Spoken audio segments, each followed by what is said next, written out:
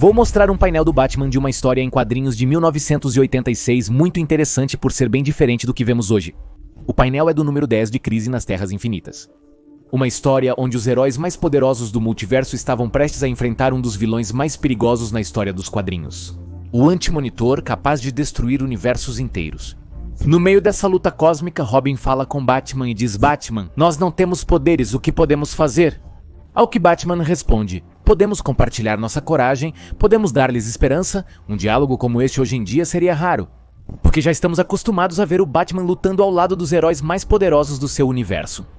O derrotando a própria Liga da Justiça, apesar de ele não ter poderes.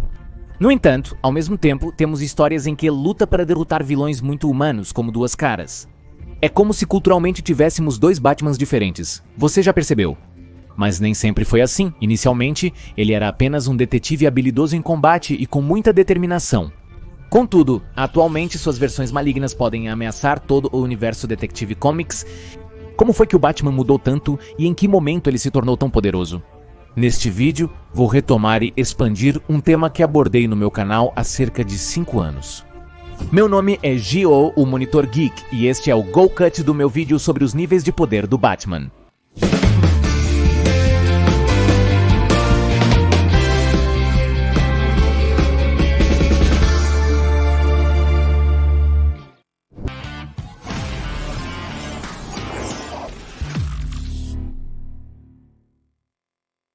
Como todo super-herói, o Batman de hoje é muito diferente do que vimos em sua primeira aparição.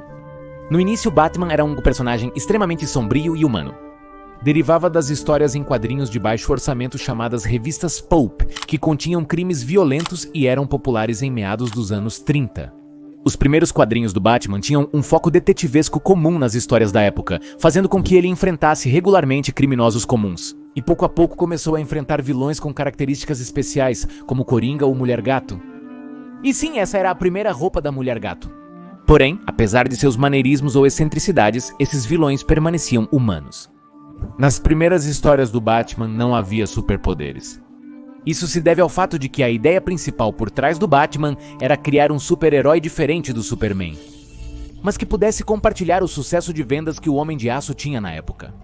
Devido ao sucesso do Superman, a Detective Comics quis criar um personagem semelhante, mas ao mesmo tempo diferente. Assim, as histórias do Batman focaram em ressaltar o lado detetive e humano do personagem. Portanto, víamos ele lutando ao enfrentar os criminosos mais comuns. O mais instigante no Batman era o mistério por trás de cada caso, não os golpes.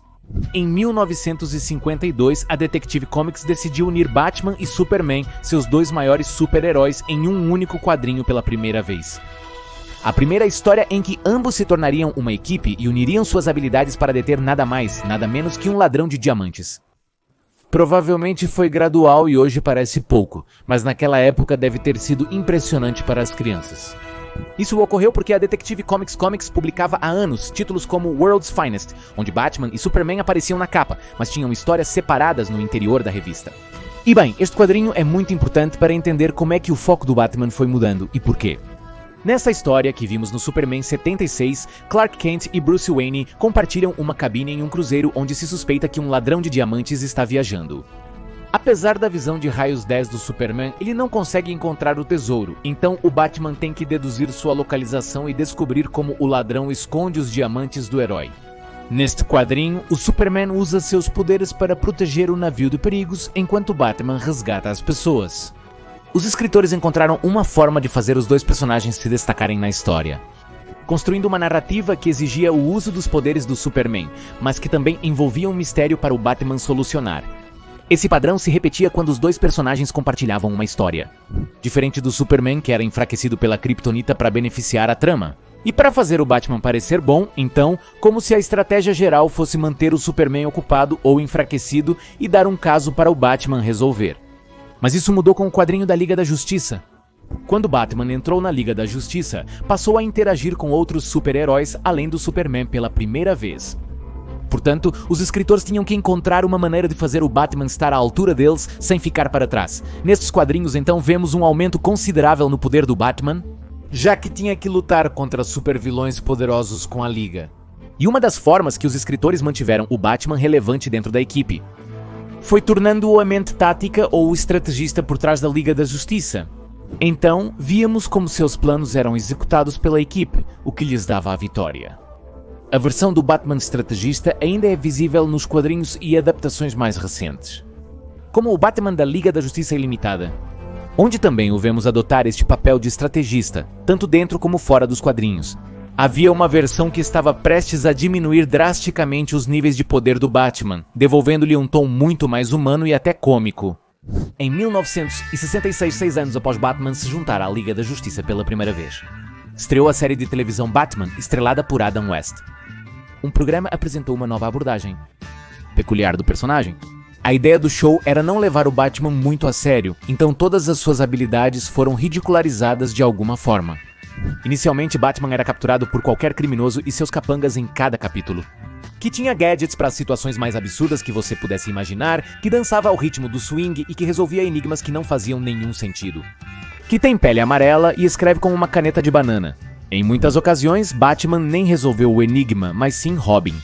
Apesar de tudo, a série se tornou um grande sucesso por muitos anos. Essa versão do Batman era a mais popular e transformou o personagem em um ícone cultural nos anos 60. Que, como podemos ver, era extremamente humano, imperfeito, e estava muito aquém do nível de poder dos outros membros da Liga da Justiça. Algo que também foi retomado nos quadrinhos, mas com um enfoque sombrio em vez de cômico.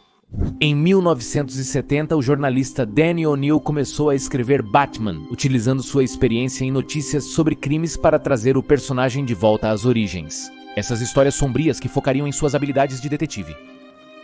Um Batman que voltasse a ser muito humano, mas que não fosse por isso chato de ler.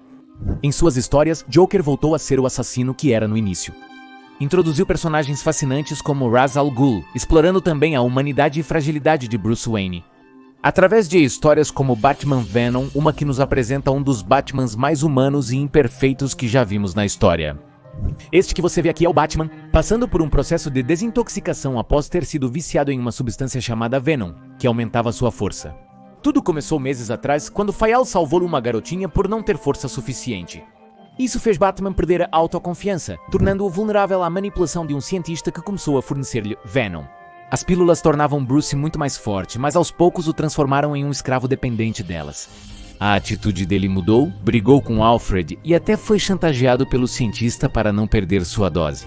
No final, o cientista pede a Batman para matar Jim Gordon e ele considera fazê-lo em certo momento. Mas depois ele reconsidera e pede a Alfred que o tranque na Batcaverna, para assim superar seu vício, onde ele permaneceu em cativeiro por um mês inteiro.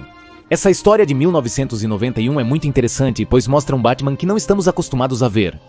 Um ser humano capaz de ser manipulado através de suas inseguranças e de cair em vícios. Algo que se afasta dessa visão do Batman perfeito que costumamos ter em mente. Essa abordagem mais humana do personagem também foi vista em outras histórias, como Nightfall, de 1994, onde Bane derrota Batman.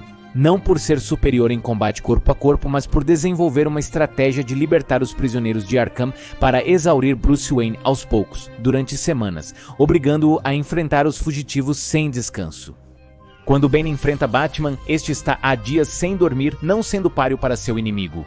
Assim, ele quase morre com as costas quebradas. Essa abordagem de um Batman mais humano era retratada nos quadrinhos solo do personagem. Porém, existiam histórias totalmente distintas que sugeriam que o Batman seria capaz de vencer o Superman. Em 1986, Frank Miller apresentou o histórico quadrinho The Dark Knight Returns. Uma história sobre um Batman de 50 anos que volta a combater o crime depois de anos afastado. Este quadrinho, durante seus primeiros 3 números, também nos apresentava um Batman muito humano que já luta com a idade. Ele menciona várias vezes no quadrinho que escapou de problemas por pura sorte. De fato, ele quase morre ao enfrentar violentamente o líder dos mutantes ou o Coringa. Porém, isso muda na 4ª edição. Quem venceria uma luta entre Superman e Batman? Uma história frequentemente mencionada ao se fazer essa pergunta é O Cavaleiro das Trevas Retorna, onde Batman usa uma armadura que utiliza o poder da rede elétrica de Gotham City para poder trocar golpes contra o Superman. Durante a luta, Batman consegue dominar o Superman e diz a ele: "Quero que você se lembre, Clark, em todos os anos que estão por vir, em seus momentos mais privados. Quero que você se lembre da minha mão em sua garganta. Quero que você se lembre do único homem que te venceu." Este diálogo é crucial, pois está muito bem escrito e dramático, fazendo-nos esquecer de outros detalhes da luta. Batman contou com a ajuda do Arqueiro Verde e do Robin, e o Superman não tinha intenção de ferir o Bruce. Apesar de tudo, este diálogo mudou completamente a percepção que tínhamos do Batman, sendo o momento exato em que o aceitamos culturalmente.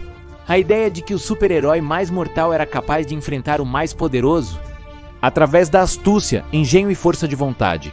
E se ele conseguiu fazer isso com o Superman, então faz todo sentido. Que agora seja capaz de enfrentar a Liga da Justiça completa. A partir daí, surgiram outras histórias que enfatizavam essas características do Batman.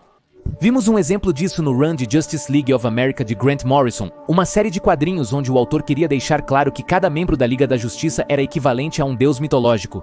Assim, desde o começo, buscou uma forma de consolidar o Batman como um personagem no mesmo nível dos outros. No primeiro arco, a Liga foi capturada por marcianos brancos, mas Batman ficou livre para poder resgatá-los.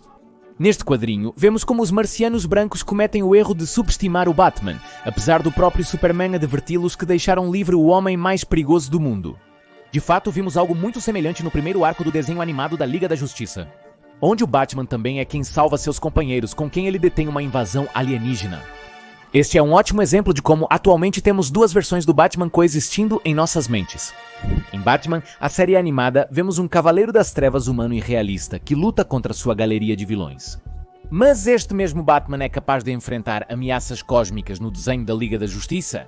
Morrison, por sua vez, tem muitas histórias onde apresenta Batman como um personagem super perigoso, capaz de liderar exércitos de super-heróis, como o crossover da Liga da Justiça com os Wildcats, ou quando ele coordena duas equipes da Liga da Justiça, em um ataque contra o Deus Sol do século 853 ao longo do tempo. Ele também escreveu histórias apresentando um Batman com habilidades extraordinárias, como ter uma personalidade de reserva. O Batman de Surrenar para quando alguém tenta atacar sua mente. Ou a vez em que Darkseid percebe que não pode clonar o Batman porque os clones se autodestroem e arrancam os próprios olhos, porque ninguém consegue suportar o nível de estresse que o Batman maneja. Outra adaptação relevante sobre os níveis de poder do Batman é o Batman, o Valente. Ao contrário da maioria das versões, este desenho animado gira em torno do Batman e sua relação com os outros super-heróis, em vez do Superman como o herói central do universo. Em alguns episódios é mencionado diretamente que ele é o maior herói de todos. Ele enfrenta ameaças intergalácticas com frequência, e não há vestígios do Superman nas temporadas iniciais. Há também histórias em que o Batman derrota a Liga da Justiça. No quadrinho Torre de Babel de Mark Waid, Ra's al Ghul rouba os planos secretos do Batman para neutralizar completamente a Liga da Justiça, caso eles se tornem malvados. Um quadrinho que foi adaptado no filme animado Liga da Justiça, A Legião do Mal, tornando-se muito popular entre leitores de quadrinhos e o público geral. Portanto, é geralmente usada como referência ao discutir os níveis de poder do Batman. Scott Snyder também utilizou técnica similar na história em quadrinhos Batman Endgame, no qual Batman precisa incapacitar a Liga da Justiça controlada pelo Coringa. Essas histórias mostram que o Batman pode enfrentar qualquer desafio se tiver tempo suficiente para se preparar. Algo que em anos recentes foi ainda mais longe, com conceitos como a armadura Hellbat. A propósito, recomendo que me siga no Instagram, pois hoje postei uma infografia com várias recomendações de quadrinhos do Batman, desde leituras para iniciantes até avançados. A armadura Hellbat é uma espécie de exoesqueleto criado graças às habilidades de vários membros da Liga da Justiça, com a qual Bruce é capaz de enfrentar ameaças. Nível Darkseid, porém a armadura também drena a energia do usuário, então Batman poderia morrer se a usasse por muito tempo. O conceito do Batman Kyrie, uma fusão entre Joker e Bruce Wayne, rapidamente se tornou um dos vilões mais populares da Detective Comics, sendo utilizado em diversas histórias como uma ameaça multiversal. Através de histórias como Metal, por que ele é um personagem tão poderoso e perigoso? A justificativa dada dentro da história é que o Batman Kyrie é um Batman com todas as suas vantagens e nenhum de seus limites éticos. Assim, trata-se de um cavaleiro da noite que preserva seu intelecto, preparação e obsessão por controle. Mas combinado com o sadismo e a maneira caótica de pensar do Coringa. Eu gosto do personagem, mas também acho que é um roteiro incrível, mas incrível mesmo. Na minha opinião, o Batman que ri demonstra que ao unir dois personagens extremamente populares, a força do roteiro os torna praticamente invencíveis. Embora objetivamente não faça tanto sentido. Portanto, este personagem representa para mim a culminação de uma ideia que começou a ser gestada no quadrinho The Dark Knight Returns há 38 anos. Que Batman sempre vence porque é Batman, mas deveríamos nos perguntar se um personagem realmente é melhor quando é mais poderoso? Mesmo lendo quadrinhos de metal, não consigo me conectar com a história ou os personagens. Há outros quadrinhos que apresentam um Batman mais humano, como The Long Halloween, que na minha opinião são muito melhores em termos de narrativa e história. Porém, isso não quer dizer que a abordagem do Batman superpoderoso não seja eficaz. De fato, quadrinhos onde Batman lidera super-heróis contra o computador mais poderoso do universo, ou animações como a Liga da Justiça Ilimitada, fazem um excelente trabalho mostrando-nos um Batman extremamente perigoso que é um membro muito importante da Liga da Justiça, evitando o discurso de que Batman ganha porque é Batman, algo também visto em Batman o Valente, outra adaptação de um Batman extremamente poderoso, que ainda assim se virava para ter histórias divertidas, emocionantes e até mesmo emotivas. Ambas as abordagens funcionam em Batman, pois sua extensa história permite que as duas versões sejam válidas e coexistam. Já suas aventuras solo costumam mostrar um Batman menos poderoso, focado em suas habilidades investigativas. Também adoro vê-lo lutar com seus companheiros da Liga. No entanto, devemos lembrar que o mais importante de tudo é que a história seja boa. Se quiser, algumas recomendações dos melhores quadrinhos do Batman.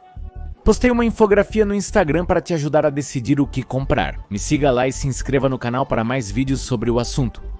Por hoje é só. Sou Gó, continue enxergando além do óbvio.